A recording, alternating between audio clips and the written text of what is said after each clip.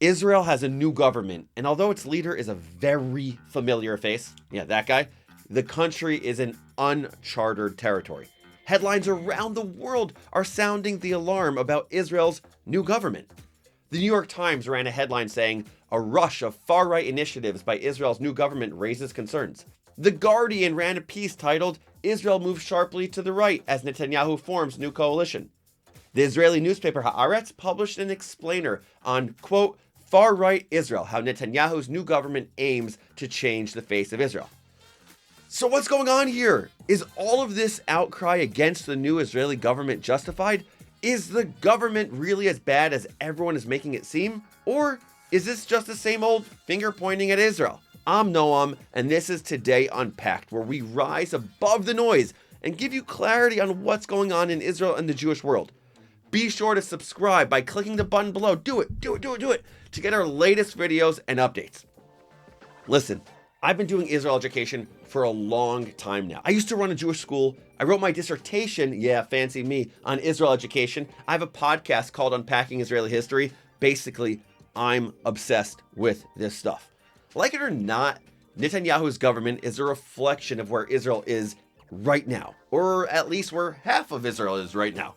The election had the highest turnout in years, and they voted a lot over the last 3 years.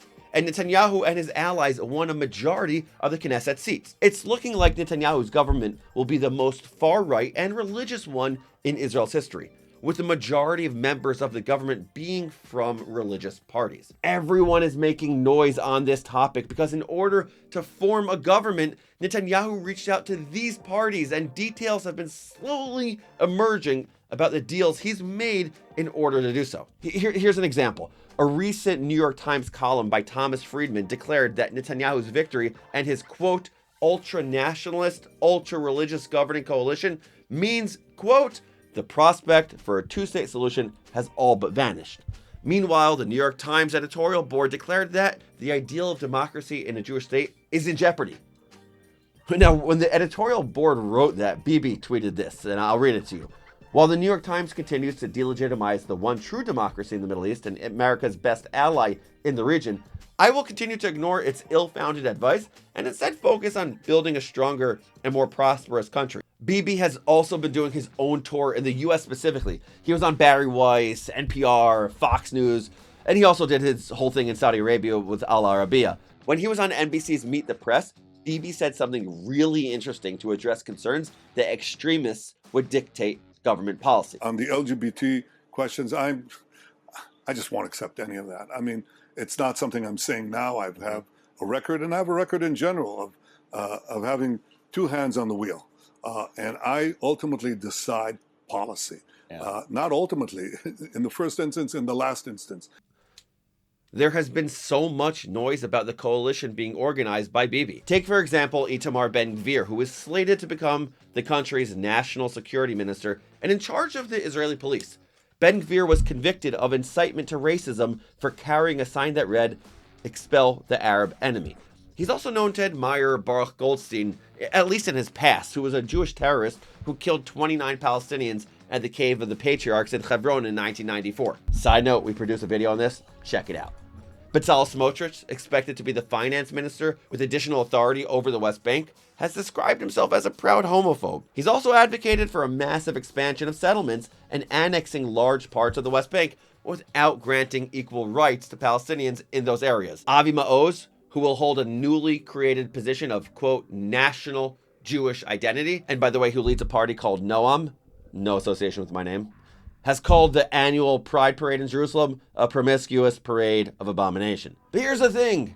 You know who disagrees with these leaders? Many Israelis. Let's also remember that within Israel, there are all different ways people are responding to this. Let's take this example.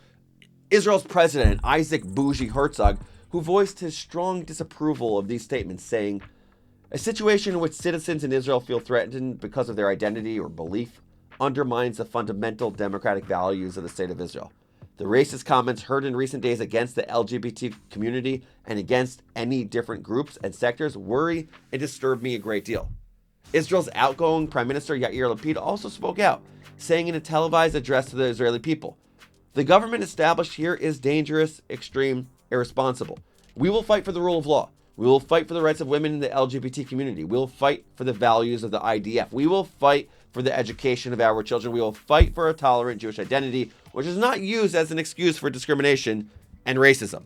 Even members of Netanyahu's own Likud party aren't happy.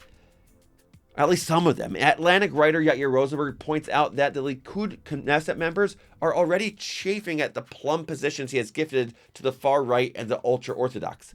At the same time, polls show that the Israeli public overwhelmingly opposes many proposed policies of the incoming coalition. And then there's the other side.